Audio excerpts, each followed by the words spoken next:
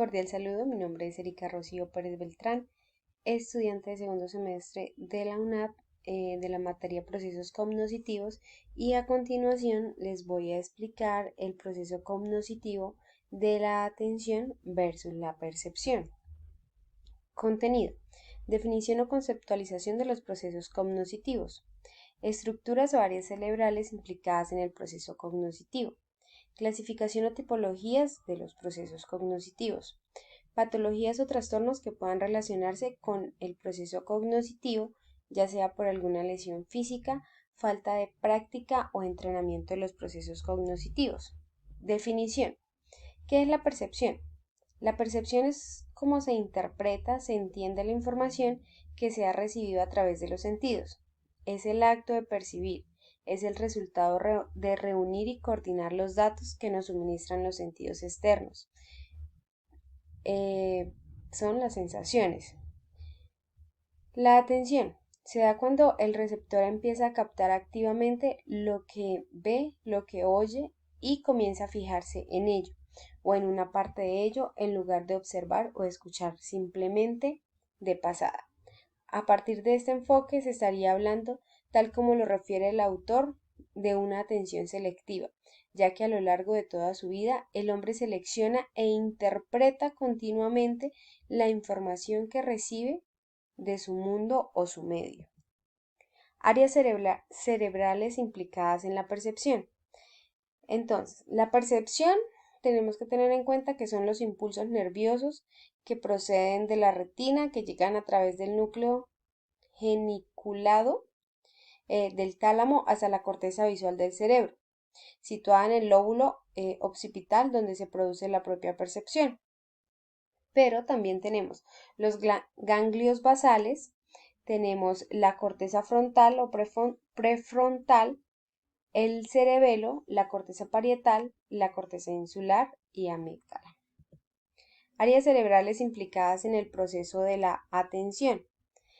Esto hace que el pensamiento de la atención implique a múltiples estructuras neuroanatómicas que van desde el tronco encefálico, el cerebelo, estructuras subcorticales a regiones asociativas de la corteza cerebral. Entre ellas encontramos la formación reticular, el tálamo, los ganglios basales, el lóbulo parietal o lóbulo frontal. Entonces, la formación reticular es el mantenimiento de un estado de alerta, con lo cual el cerebro está disponible para recibir información. El tálamo selecciona la información para que luego sea procesada. Los ganglios basales es una interfaz atencional que une la formación reticular, la corteza cerebral y el sistema límbico. Y el lóbulo parietal o frontal es la información del tálamo de los ganglios basales que llega a estas zonas para ser adecuadamente procesada. Esas son las áreas cerebrales implicadas. La clasificación o tipologías de la percepción. Entonces podemos encontrar la visual, la espacial, olfativa, auditiva, táctil, térmica, del dolor y gustativa. La visual forma parte de toda aquella realidad que puede ser contemplada por medio del sentido de la vista. Espacial. Muchas personas consideran que es un subtipo de la percepción visual, ya que ésta merita la contemplación con los ojos de la propia realidad. Olfativa, la que tiene al lugar por el sentido del olfato, de tal modo que el ser humano es capaz de percibir un aroma, el cual inmediatamente puede renombrarle o recordarle un recuerdo especial. La auditiva hace referencia al oído o bien al escuchar y tiene lugar cuando el ser humano percibe tanto sonidos como ruidos, ¿cierto? La táctil es todo lo que se puede percibir por medio de las manos, involucrando el contacto con la piel o una superficie. La térmica es la que tiene lugar cuando suceden variaciones de temperatura. Esta puede ser cuando tenemos frío, cuando tenemos calor. Del dolor es una de las percepciones más complejas y en la cual interviene mucho el subconsciente. Muchos expertos consideran que la misma tiene lugar por medio de los sentidos. Y la gustativa, ciertamente una de las mejores percepciones, ya que esta viene dada por las papilas gustativas. La clasificación o tipologías de la atención. Acá encontramos una gran variedad de la clasificación de la atención. En realidad son varias, pero les voy a explicar como las principales. La atención externa reducida se centra en un número reducido de estímulos ajenos a la persona. Atención externa amplia. Este tipo de atención se centra en un número amplio de estímulos ajenos a la persona. Atención interna reducida. Se caracteriza porque la atención está concentrada en un número reducido de estímulos o respuestas que ocurren en el organismo de una persona. Atención interna o amplia. Este tipo de atención hace referencia a una persona que se centra en un número amplio de estímulos o respuestas que ocurren dentro de su organismo. Atención voluntaria. Ocurre cuando el individuo hace un esfuerzo activo y consciente para dirigir su atención, es decir, la capacidad de concentrarse en un estímulo de manera voluntaria, sin que le estén exigiendo o que le estén diciendo. La atención involuntaria. Este tipo de atención hace que la persona hace un esfuerzo consciente y activo. Atención abierta. El foco de la atención y los receptores de intereses tienen su orientación en la fuente de la atención. Por ejemplo, cuando alguien nos habla y estamos de frente atendiéndolo, tanto su lenguaje verbal como su lenguaje no verbal. Atención encubierta. Este tipo de atención es el foco atencional y los receptores sensoriales se disocian. Atención selectiva.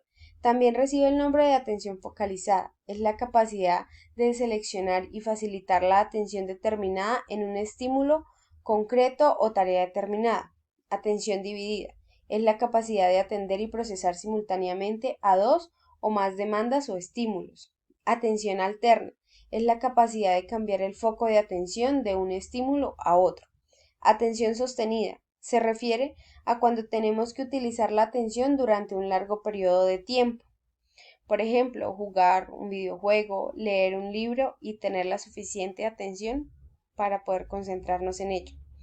Y la concentración es la atención externa reducida, es la capacidad que tiene una persona de centralizar su atención de forma mantenida y constante.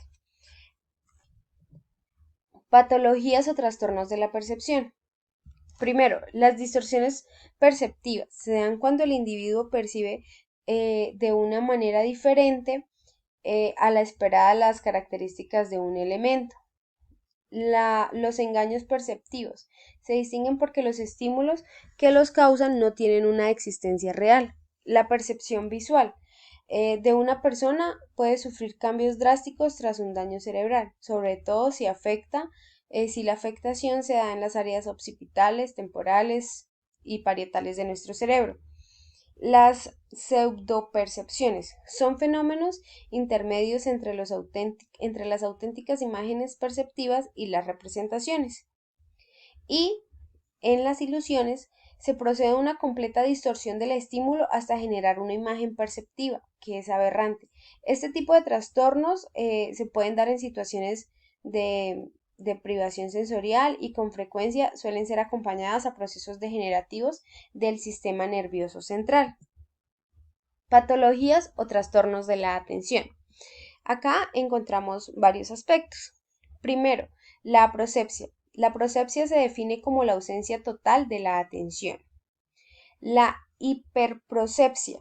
La hiperprocepsia se habla de la hiprocepsia cuando en el marco de una alteración transitoria de la conciencia es causado por episodios maníacos o consumo de drogas principalmente. La paraprocepsia. Este concepto se usa para describir dos tipos diferentes de alteraciones. El síndrome de negligencia. El síndrome de negligencia es el mismo síndrome de heminegligencia espacial o izquierda, que es el síndrome de negligencia. Es un trastorno cerebral muy particular que aparece como consecuencia de las lesiones focales en el hemisferio derecho del cerebro. La fatigabilidad atencional. Esta patología o trastorno es el estrés postraumático de las depresiones severas. Tiene varios factores. La perplejidad y la inatención apática. Entonces, la perplejidad es el área de la psicopatología.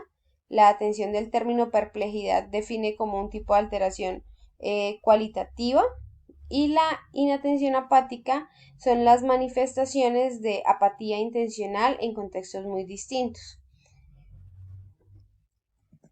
Muchísimas gracias por su atención y esto es todo.